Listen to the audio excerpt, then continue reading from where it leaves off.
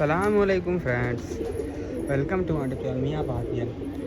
दोस्तों, आज जो शोल्डर के रिगार्डिंग कबूतरों की बात करनी है कि आप जब अभी कबूतरों को तैयार कर रहे होते हैं तो उनके शोल्डर में रेशा होता है अक्सर नए कबूतरों के, और इस वजह से उनको पर चलाने में बहुत ज़्यादा दिक्कत आती है शुरू में। जो कबूतर अभी अभी आपके पूरा परपुटाई के बाद तैयार हुए हैं उनके लिए शोल्डर उनका सही होना बहुत ज़रूरी है, क्योंकि अक्सर कबूतर शुरू में ही ज़ोर मार जाता है और शोल्डर अच्छा ना होने की वजह से, रेशा होने की वजह से कबूतर अक्सर ज़ाया हो जाता है, घर नहीं लौट पाता।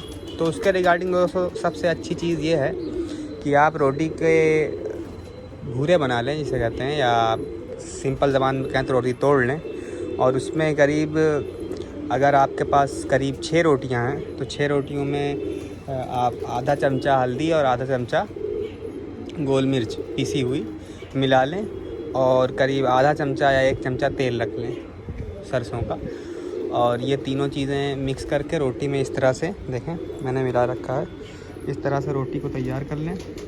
और इनको सुबह शाम थोड़ा थोड़ा खुराक इसकी दें, बाकी आप जो मर्ज़ी दाना देना हो दें, लेकिन ये साथ ही साथ देते रहें। जितने रेशे हैं शोल्डर के वो इंशाअल्लाह अल्लाह चाहेगा तो ठीक हो जाएंगे। और ये मैं डालने लगा हूँ, ये अभी आपके साथ मैं डाल के भी इसको दिखाता हूँ।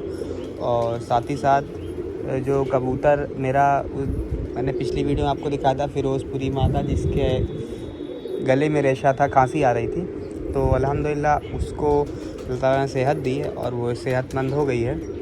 और दूसरा एक कबूतर है, उसका भी हमें लग रहा है कि कुछ गले में रेशा है, खांसी जैसा। ये सामने आपके रहा, ये वाला इसके गले में रेशा लग रहा है ऐसा कुछ, तो इसके इंशाल्लाह रेशे का भी हम इलाज करेंगे, वो भी मैं आपके साथ अभी शेयर करता हूँ।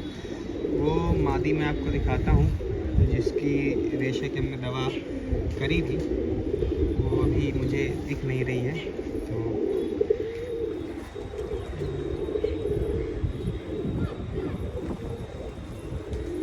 दोस्तों वो मादा मैं ढूंढ रहा हूँ।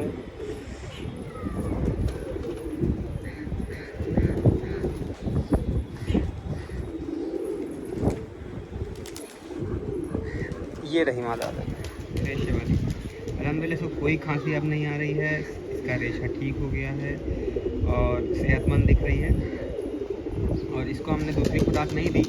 अगर आपने हाफ गोलियां दी हैं जो मैंने दवाएं दिखाई थी उसकी, तो आप ज़्यादा इनके साथ आप देखें मजबूत कबूतर हो तभी दें, अगर छोटा कबूतर है तो हाफ़ एंड हाफ़ दें। और जो हाफ़ आप दे रहे हैं वो सुबह शाम दे सकते हैं, लेकिन अगर आपने हाफ़ गोली दे दी है तो आप सिर्फ उनको एक दिन में एक ही बार दें।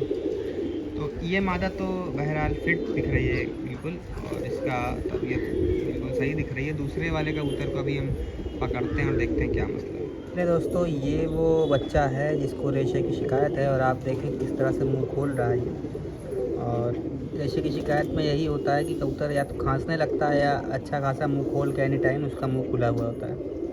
तो ये दवा भी हमने बना ली है, मैंने दवा कल आपको दिखाई थी वीडियो में, और मैं आपके सामने इसको खिला भी दूंगा दवा इंशाल्लाह। देखें ये दोस्तों, अकेले थोड़ा सा ये सब चीज़ों में मेहनत करनी पड़ती है, मुश्किलात आती हैं, लेकिन इन्होंने खिला दी है। इसको थोड़ा सा पानी भी दे दूंगा साथ ही साथ। और जो फ़िरोज़पुरी मादा को कल मैंने दिखाया था और इसकी जो वीडियो बनाई थी दवा खिलाते हुए, उसकी मैं आपको सेहत दिखाता हूँ। अभी आपको दिखाया था, पकड़ के भी दिखाता हूँ। बहुत मतलब नॉर्मली बिहेव कर रही है कबूतर, अब बेहतर है पहले से। ले दोस्तों, ये वो फ़िरोज़पुरी मादा है जिसका मुझे आपको शौक़ भी करवाना था, और साथ ही साथ जो इसका रेशे का मसला था वो देखें आप। इससे पहले जो वीडियो आई थी उसमें आप देखें किस तरह से ये मुंह खोल रही थी, देखें। और आज अल्हम्दुलिल्लाह इसने मुंह खोलना बंद, सिर्फ एक खुराक में अल्लाह ताला ने इसको शिफा दी है। ले इसकी आँख का शौक़ करें।